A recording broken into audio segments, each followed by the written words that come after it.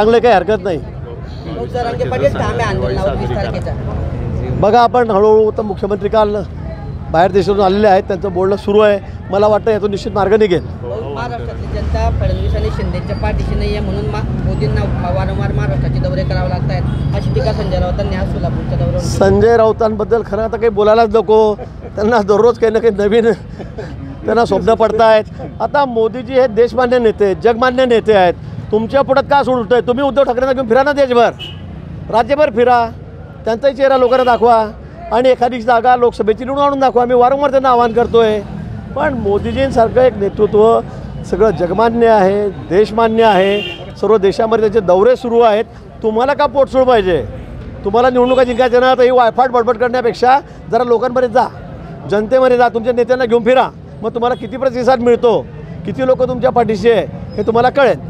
घेतलेला आहे, कशा पद्धतीमध्ये नियोजन केलेलं आहे तयारीचं? 22 तारखेला अयोध्येत रामललांचं आगमन होतं आहे। प्रभू रामचंद्र त्यांच्या मंदिरामध्ये स्थानापन्न होणार आहेत आणि त्या निमित्ताने संपूर्ण देशभर एक अतिशय उत्साह आहे। मोठा सण म्हणजे दिवाळीपेक्षाही मोठा सण आमच्यासाठी हा आहे आणि सर्व देश आणि जगामध्ये ज्या ज्या ठिकाणी हिंदू बांधव आहेत ते सर्व अतिशय आनंदित आहेत, उत्साहित आहेत। हा उत्साह अतिशय उत्तुंबून वाहतो असं म्हणायला हरकत नाही। गावागावात मग छोटं गाव असेल, मोठं शहर असेल, मोठ्यात मोठं देवस्थान असेल, त्या मंदिराची साफसफाई माननीय मोदींनी सांगितल्याप्रमाणे त्या ठिकाणी करायला सुरुवात झालेली आहे। प्रत्येक मंदिराची रंगरंगोटी सुरू झालेली आहे, त्याच्यावर विद्युत रोषणाई होते।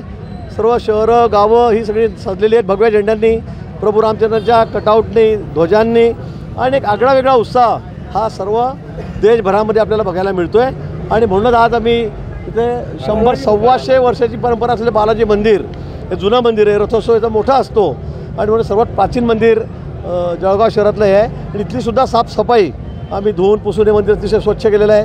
आमचे कार्यकर्ते पण बघतात, सगळ्या दूर झेंडे फ्लॅग लावून सगळं शहर सज्ज झालेलं आहे। एकनाथ खडसेंनी अनेक भक्तांची त्यांचं काय नियोजन आहे भाऊ? अनेक भक्तांची इच्छा आहे जायची। 22 तारखेला काही बंधनं आहेत, सगळे VIP दिले आहेत, बाहेरच्या अनेक देशातले प्रमुख लोक त्या ठिकाणी येत आहेत आणि त्यामुळे 22 तारखेला मी जाणार नाही, पण तू पुढच्या येणाऱ्या महिनाभरामध्ये आम्ही सगळ्या व्यवस्था या ठिकाणी करणार आहोत।